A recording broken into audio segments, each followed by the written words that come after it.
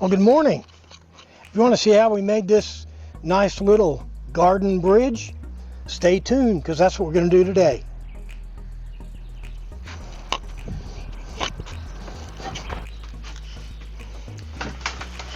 Oh, welcome to another Memphis Monday 280, the 20th week of year 6. If you remember last week, we talked about the garden gate. We built a nice little freestanding deck at my neighbor's house, and we kind of want to make a special entrance, so we decided to do a garden bridge, and that's the project for today. But we're not going to get anything done unless we knock off that chit chat and get to work. Here's a little picture I drew of what we have in mind. I drew all the different parts in a different color. We've got the handrails, the the pickets, stringers, and the curved joist the deck sits on. Here's a side view of the garden bridge. Same color scheme, and it's going to be curved and everything. It's going to be really a reproduction of the deck, except it's going to have this curve in it. There's about 7 inches of rise right here. And before we go out and take a look at the place we're going to put it, I've drawn this another sketch of it up here on the board. This is the curved joist. There's going to be 3 of these that the decking boards sit on. And then right here is a stringer for the bottom stringer, and the top stringer were the pickets. The pickets will be plumb. Then there's 2 posts at each end, and this curved handrail right here. Here's a space we're going to put the garden bridge in. There are the first 2 posts right there, and then here are the end posts. Haven't cut those off yet. And that down there is the template we're going to use to cut out both the joists for the deck portion, and also we'll get the curvature for the guardrail stringers.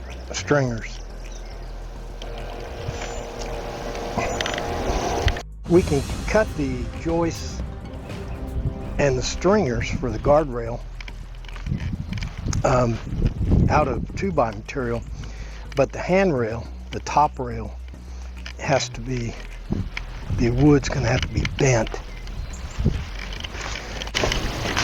I'm kind of storing the wood in the back of my truck because I'm cutting the floor joists out of these 2x12 pieces of deck wood, and kind of heavy and awkward to fiddle with, so I'm just taking it out as I need it. Now I've got I can't just bend the joists, I have to cut those out by out of this 2-inch stock. So I made this template, which I'll use for all 7 of our pieces. So I just lay this template out and trace it. Now, the hardest part about making this jig, of course, is to get it. This is 4 inches, and I want it to be 4 inches all the way along the radius, and then I want this radius to be perfect and exactly to the ends of my 8-foot board. Now, if you want me to to go over that radius formula for you, you know, in a how-to video for Memphis Answers, let me know and I'll do it. But those math videos drive people nuts. I'm using my corded jigsaw instead of my other one because this wood is heavy and wet and there's a lot of cutting.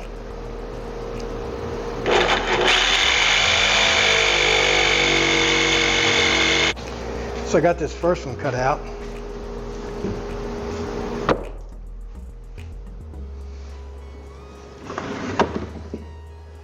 What this will do is it'll sit on the ground like this, and on our decking boards will go right across like that. Well, I got the four floor joists cut out, and what I'm doing now is kind of sanding across the top to get them all exactly even.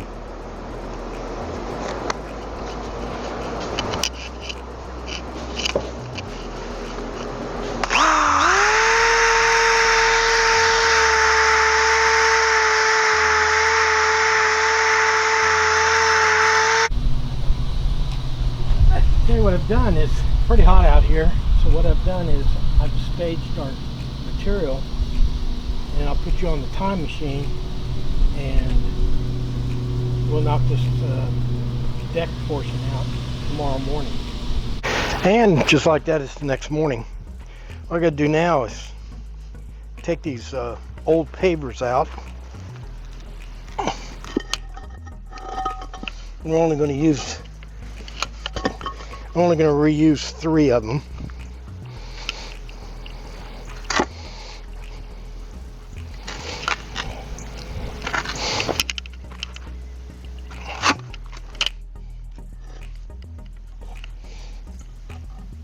Well, like a lot of things, one of the things you got to remember is, you know, this thing's going to be ending right down here, and you need to think about that ending. What I'm going to do is I got 3 blocks here, 3 pavers for the frame to sit on, and then I'm going to put 4 more across here as a landing. Well, I got the frame pieces in there how I want them. Now I'm what I'll do is nail the frame in at all 4 corners, and then put this nogging between the joists. Now these nails I'm putting in now won't be holding up any weight.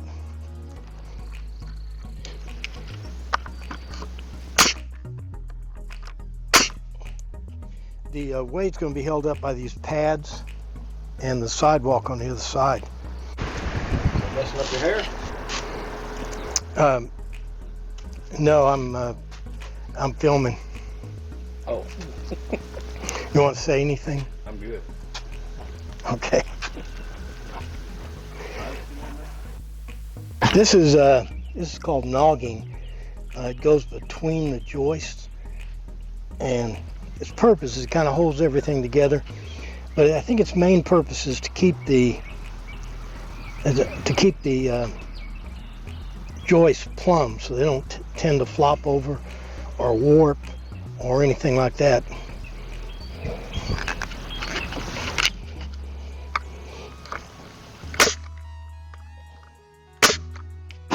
I got the deck frame in.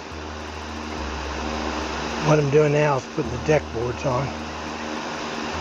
I'm running the deck boards flush up against the sides because I think I'm going to run the pickets up right off that frame. And I'm using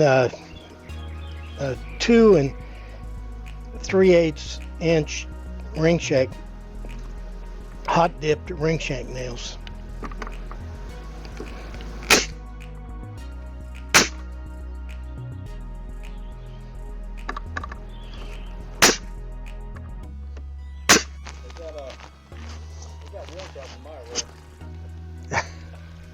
Watch what I do. This is my buddy Jim. He's helping me today. We got all the planks in, all 18 of them. It's probably the strongest deck in the universe, but we think maybe it's a little bit too humpy, but it's mostly decorative anyway. Okay, the next thing is to put that top rail on, and we've also made a little design change. If you remember, when we went over the plans, we were going to put a bottom stringer in, over top of this deck part, but since the deck extends out past the post, it brought the deck here up to the level of the stringers. So we're just going to use this frame piece as the bottom stringer. My notion of wrapping those 1.5 inch thick 2x8s around this radius here didn't work. So what I'm doing is wrapping this handrail using 3/4 inch deck boards, usually used for trim. So this is what they look like. I'll be sanding them down and shaping them, try to get the color even.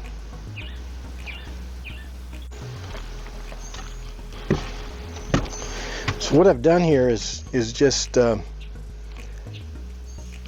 put one clamp right in the center. Now I need to get 2 more clamps, and I go from the center outward and clamp this into place.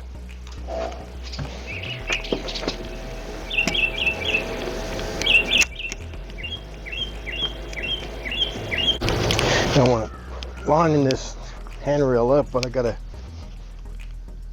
line it up to is the edge of the end post here on this end, and down here I line it up with this is the edge of the end post, but it's where it's this other top rail is meeting, and I want it to be flush up against there. I've only got 3 clamps in this thing, but it seems to be doing pretty good. I'm gonna go ahead and screw this first layer down.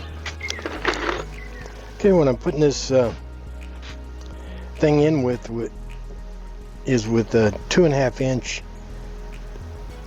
deck screws, and I'm using an impact driver because I'm going to drive these a little bit below the surface.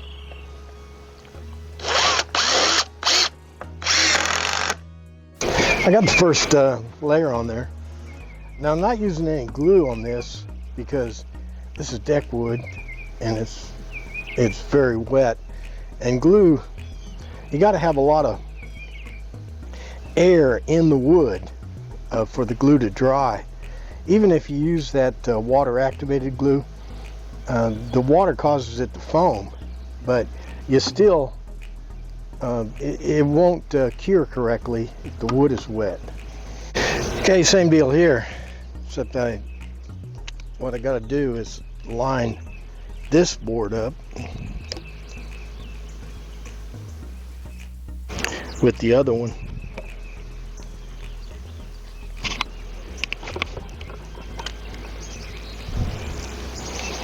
Without breaking it, because this is my best. As bad as this is my best board. I went through about 100 at Lowe's trying to find the best ones.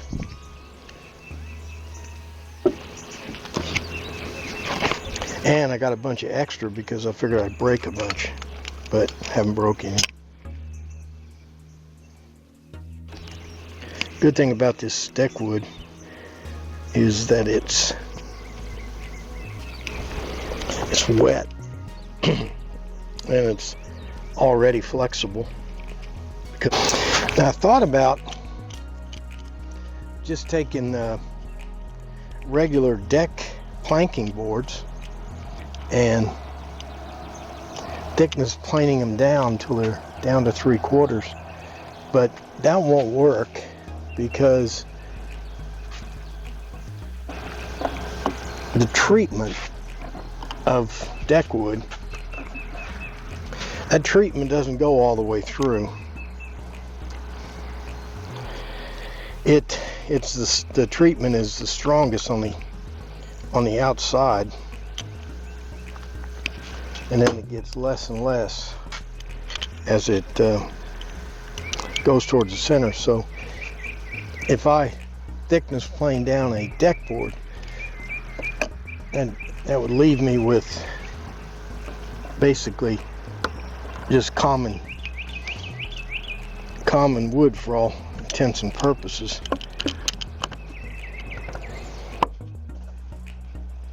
Okay, I put many more clamps on this one because I want this thing to be clamped down hard to the piece under it. Now, a takeaway here is that when you laminate boards together like this, it takes the spring out of them, because for a board to spring up, to have any upward springing force, it has to lengthen between the ends of the cord. Well, it can't. These boards can't do that once they're locked together with screws. I'll be putting 2.5-inch screws on the inside into the this top stringer here,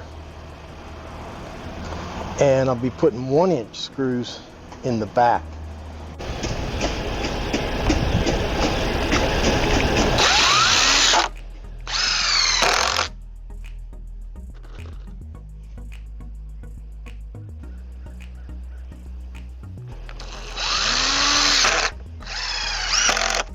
On the outside, I put the 2.5 on the inside where it's going into the brace here. Then on the outside, I'm going to use these 1.25 inches, which should give me a 1/4 inch gap. Now I'm going to drive them just below the surface, so I got to be careful about that.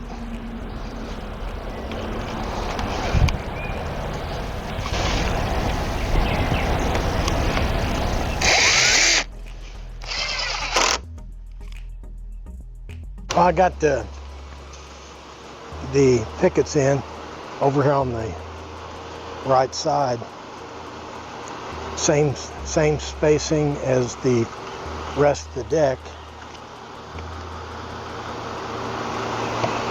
Now it's a small point, but it's something that can get you, and I'll show you that.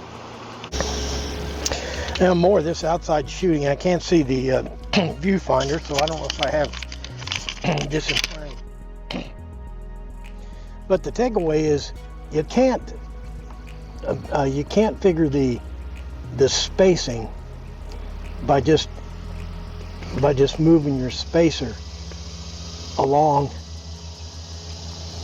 the radius. Your spacer needs to be horizontal, and then you can make your mark. So you make your mark right up in there. I think this garden bridge was a perfect choice my neighbors made. They wanted some kind of a wood, a wooden entrance, but you can't put something like that on the ground because it'll deteriorate very quickly. But this adds a little focal point, and it's completely off the ground. It's not too irritating.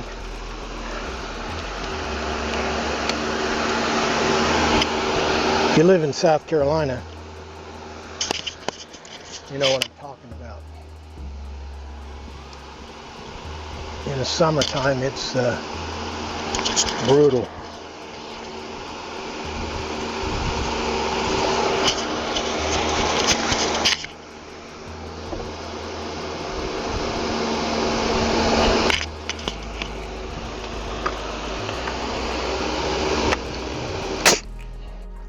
Well, that does it for Memphis Monday 280. Building a garden bridge.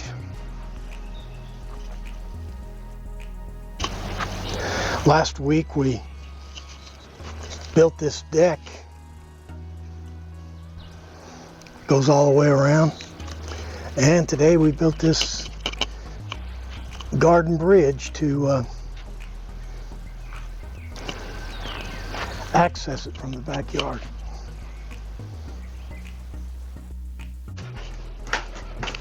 How you doing? Well, that'll do it for this Memphis Monday 280. Not much drama. Pretty nice project. Not much drama except for the fact that we weren't able to bend those 2x6s around that radius. That radius was 108. The radius was 108. And you'll know what that means if you do radiuses. So it was a pretty big circle. You do something like that, you know, to cross a little stream or you know, a patch in your garden going from one area to the other. In this case, we wanted to make some sort of a nice entrance to that deck we built last week, but we didn't want it to be anywhere near the ground, so we went with the garden bridge. All right, so like, favorite, share, comment, all the stuff you do on the internet, but most important, make sure you're back here next week for another exciting Memphis Monday. Thanks for playing along.